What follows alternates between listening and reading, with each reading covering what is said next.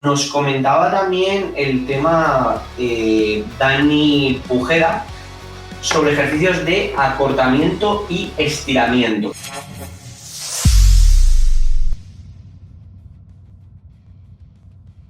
¿Qué diferencia había entre unos y otros? Y cómo ordenarlos, ¿no? El cómo ordenarlos lo tenéis en la clase en el curso de ejercicios, pero bueno, por si quieres comentarlo un poco más distendidamente, al final para mí hay un concepto clave que todo el mundo debería de tener claro, ¿vale?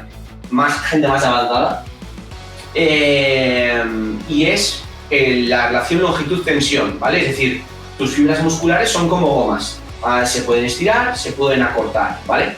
¿Qué pasa? Que realmente tu fibra muscular es muy débil en el máximo acortamiento, es muy fuerte en el rango medio y es bastante débil, no se acerca al punto de máxima contracción, pero es bastante débil. ¿Qué pasa? Que en la posición de elongación, entre que acumula energía elástica y que no solo es músculo de nuestro cuerpo, sino que hay elementos pasivos que se llaman, tendones, etcétera, que acumulan cierta energía elástica también, digamos que compensan ese déficit de fuerza en la parte de elongación, ¿no? Entonces, el punto débil es la contracción. Además, hay ciertos ejercicios o grupos musculares que tienen todos esos ejercicios que van en contra de la fisionomía del músculo, ¿no? Véase el dorsal, que era uno de los grupos que más desarrollamos. Bien, pues si quieres llegar al punto de máximo acortamiento, hablo de ejercicios en general, vas a tener que ponerlo al principio. Y aparte de eso, hay ejercicios que dentro de eso van a permitirte un máximo grado de acortamiento, y son esos ejercicios en los que, vamos a poner el caso más visual, ¿no? Las extensiones de cuádriceps. Al final, el cuádriceps, tú puedes modificar mucho la carga con una goma en una sentadilla con una prensa, pero el caso es que cuando llegas al punto de máximo acortamiento en una prensa, la fuerza que tú tienes la fuerza a nivel de brazo de momento que tienes que soportar es cero, porque tobillo, rodilla y cadera están en la misma línea que en la carga, entonces apenas el brazo de momento. En cambio, en una extensión de cuádriceps, si tú estiras, la carga está muy lejos del eje de rotación, que es la rodilla, que es cuando más fuerza se incide sobre el cuádriceps. ¿Qué quiere decir esto? Que es un ejercicio que incide en el acortamiento. En cambio, un ejercicio que incide en el estiramiento, una sentadilla hack sin banda. Una sentadilla hack sin banda, el punto máximo es cuando la rodilla se desplaza más hacia adelante con respecto a la carga que la tienes detrás, y por tanto, aparte que el músculo es muy débil ahí, incide muchísimo en el estiramiento, porque es cuando más carga recae sobre tu cuádriceps, ¿no? Sí, realmente resumirlo en eso, ¿no? Que es ese momento más complicado del ejercicio, y realmente pues coincide en que el momento más difícil para ese músculo es cuando está totalmente acortado. El ejemplo más fácil es el de las extensiones de cuádriceps que has puesto tú, ¿no?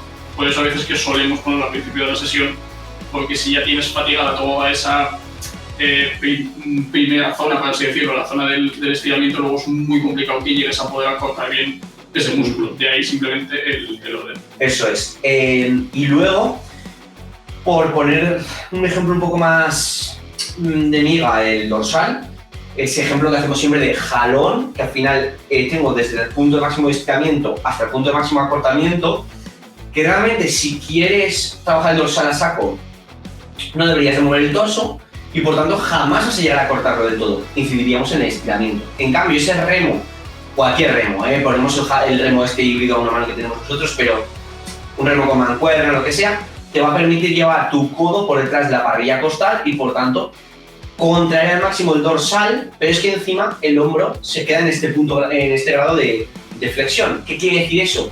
Que la parte más difícil del recorrido te la saltas, ¿vale? ¿Es incompleto? No es incompleto, es un ejercicio específico de dorsal ancho que incide en el acortamiento. ¿Una persona principiante intermedia tiene que entender esto y hacerlo? No, al revés, le recomendamos que no. ¿Una persona avanzada? Sí. De hecho, al final tenéis también de mano que yo creo que es este año cuando has empezado a hacer eso, y que las sensaciones de trabajo son distintas. Eso sí, al final entender el cambio de que esa persona que está empezando realmente con un jalón digamos que ya le está dando el estímulo necesario a todo su dorsal, básicamente porque es como esa esponja que le des lo que le des, pues es que lo va a absorber absolutamente todo porque digamos que nunca ha estado recibiendo ese tipo de estímulos. ¿Qué pasa? Cuando ese dorsal ya se empieza a adaptar a todos esos estímulos, ya tenemos que empezar a hilar un poquito más fino. Igual ese jalón, pues ya en la zona de máximo acortamiento del dorsal se nos empieza a quedar un poquito corto de estímulo, por eso tenemos que meter un ejercicio más específico y por eso hablamos de meterlo al principio para esa zona de acortamiento, después buscar un ejercicio donde trabajar un poquito más en el tiro. Pero simplemente eso, cuando hace falta. Realmente cuando estamos empezando no hace falta ser tan específicos con todo, básicamente porque realmente estaríamos perdiendo el tiempo y probablemente nos estaríamos pasando de estímulo, porque no necesitamos tanto al principio.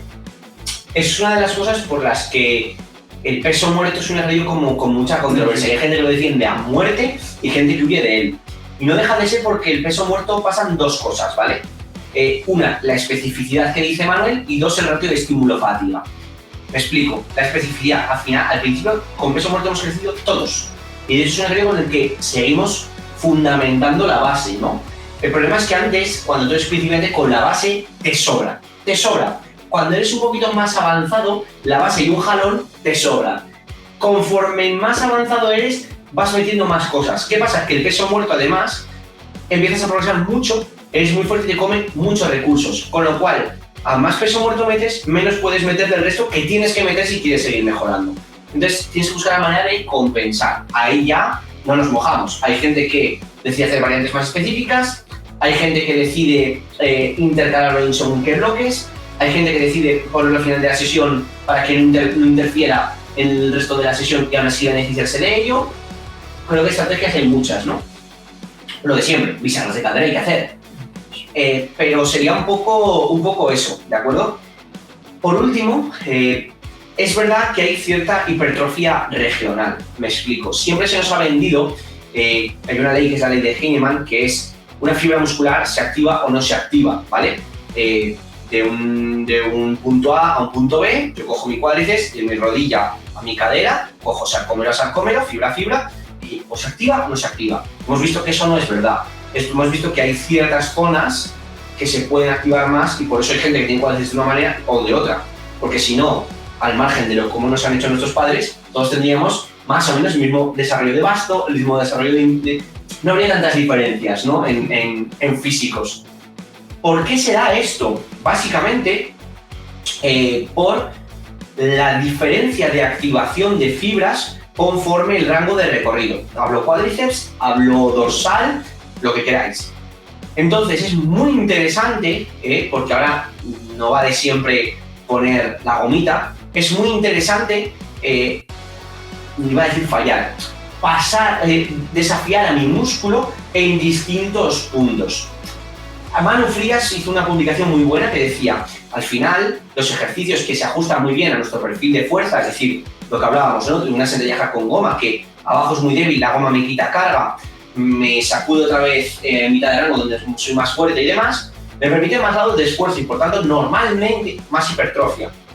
Pero es verdad que si yo, por ejemplo, quiero desarrollar mi parte más proximal al esternón en un pectoral, aunque el pec deck me dé toda la carga en el acortamiento y por tanto, desde un punto de vista mecánico no sea buen ejercicio, es cierto que estimula más esa hipertrofia regional, ¿vale?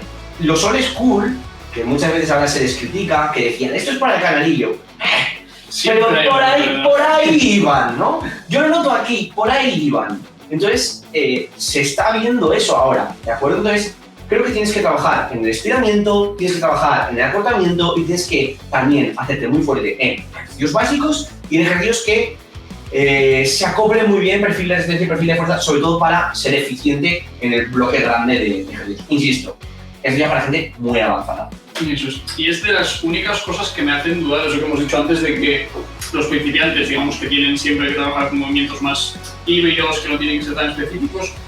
Y realmente digamos que cuando, dando la razón a lo que comentas de la regional, que cuando pasas de repente a utilizar ejercicios donde inciden, digamos, de forma tan específica en el estiramiento o en el cortamiento, notas estímulos que no has notado en tu vida con esos otros tipos de ejercicios más globales, por ejemplo. Entonces, si realmente los realmente la putada para un principiante de incluir ese tipo de ejercicios más específicos es que realmente es muy fácil que te llegues a pasar de entrenamiento porque realmente igual no te hace falta hilar tan fino. Igual en vez de un avanzado que tendrá que meter ya 2 o 3 ejercicios, por así decirlo, para trabajar de forma muy completa el dorsal, para un novato, tanto ejercicio, por ejemplo, para el dorsal, ya es demasiado. Pero realmente sí que notaría, no sé cómo lo ves tú, realmente sí que notaría diferencia de lo que es hacer un ejercicio pues, más típico jalón, de no hacerlo buscando esa abducción lateral o esa extensión de hombros, sino haciendo algo más normal, a hacerlo de esa forma más específica, sí que hay diferencia en eso. Sí, o sea, desde un punto de vista teórico, toda la razón. Pero yo, en la práctica, o sea, aunque si lo consiguiera poner en práctica, tendrías toda la razón. ¿Cuál es el problema? Que yo veo con una persona principiante. Su escaso dominio técnico. Entonces es como, si tú vas al trabajo un día y un trabajo nuevo y haces esto, y es como, me acaba de explotar la cabeza, ¿no? Y encima, rápido. Entonces, creo que es mucho mejor decir, o sea, podrías ir crecer más rápido, en teoría, pero es verdad que en la práctica, si te digo, haz este y sí, y céntrate en hacerlos muy bien, hacerlos muy fuertes, tu concentración hace boom, aquí, visión de túnel, ¿no? Creo que suficiente tienen los principiantes, no en esta plataforma, que incluso a veces también, sino en las redes, con la cantidad de información que se somete principiantes, intermedios avanzados que se creen que son intermedios avanzados y son principiantes. Con la cantidad de información que hay, como para que realmente la tengan que poner en práctica, ¿no? Que es un poco siempre el mensaje que damos. Hacer 4 ejercicios solo en una sesión es lo mejor, ni sí ni no. Es en función de la capacidad de aplicar, es como lo del volumen del otro día, ¿no? ¿Te estás recuperando? Sí, pero ¿cuánto estás usando? ¿No? Es un poco... Sí, totalmente. Sí, buscar ese ratio de efectividad y lo que te juegas, de decir que igual a esa persona, si le estás, digamos, haciendo ya desde un principio hilar tan fino o aprender conceptos, sobre todo biomecánicos, tan complicados, es más probable que igual te mande a la mierda antes que decirle, haz este jalón y olvídate de lo demás. Sí, y lo que hablamos, ¿no? Con eso ya estás mejorando también. Es como lo del déficit. ¿Vas a perder más grasa? Sí, pero te vas a quedar también sin herramientas antes también. Como que o sea, creo que es una carrera deportiva en la que también tienes que ir tendiendo hacia la especificidad, ¿no? Entonces, es un poco... Y que tienes que hacer las bases muy bien. Y para hacer las bases muy bien hay que ser repetitivo. Y contra menos cosas hagas que te impidan hacer eso, creo que es mucho mejor. Mira, yo voy a poner un ejemplo, me voy a salir del fútbol, que siempre le pongo el fútbol, y voy a hablar de las artes marciales, que siempre se hace. Voy a poner 2 ejemplos. Están los campeones de karate, que al final son campeones haciendo ¡pa! Y ya está, y es lo que se enseña de crío desde cuando tienes 3 años, pero joder que bien lo hacen. Y cuando dan el paso a las artes marciales mixtas, que es un poco de todo, se nota muchísimo quién ha practicado una disciplina y la domina y luego sabe un poco de los demás, y quién ha hecho las artes marciales desde el principio, que es poco menos que un barrio bajero, ¿vale? Hay alguno de aquí que practica artes marciales que no se sienta ofendido, pero es un poco eso, ¿no? ¿Por qué Conor McGregor en artes marciales pega que te cagas y contra Mayweather medio retirado le ganó con una mano en la espalda? Porque Mayweather hace una cosa muy bien. Y creo que es un poco eso, ¿no? Creo que tienes que tener una base de dominio técnico, de un patrón de sentadilla muy potente, un peso muerto muy potente, muy estable para transferir luego a lo que tú dices, a gestos más específicos, ¿no? Porque si empiezas a un poco de todo, nunca te centras en algo. Claro, nosotros lo vemos muy fácil porque a ti es como solo una novedad en tu entrenamiento. Emanuel, prueba este jalón y es lo único nuevo que metes, ¿no? Emanuel, prueba la sentadilla, es lo único nuevo que metes. Tú ya sabías hacer una sentadilla. Ahora imagínate que tengo y es... ¡buah, prueba esto y esto! Y mañana esto, ¿sabes? Es como... ¡uf! Que sí, si tuvieras una capacidad de aprendizaje infinita y tempo, pues sería mucho mejor. Pero es verdad que no, en la práctica creo que no se da, por eso un poco ese punto, ¿no? Entonces, es como lo de las gomas. ¿Es mejor la sentadilla con goma? Sobre todo si quieres hacerlo como más completo, desde luego, todo es lo que hemos probado. La prensa con goma o la sentadilla con goma es un ejercicio mucho más duro. Si ya es difícil un ejercicio como la prensa, en el que hay un punto de estancamiento y la gente se escaquea, imagínate un ejercicio en el que no hay punto de estancamiento, sino que todos son igual de difíciles.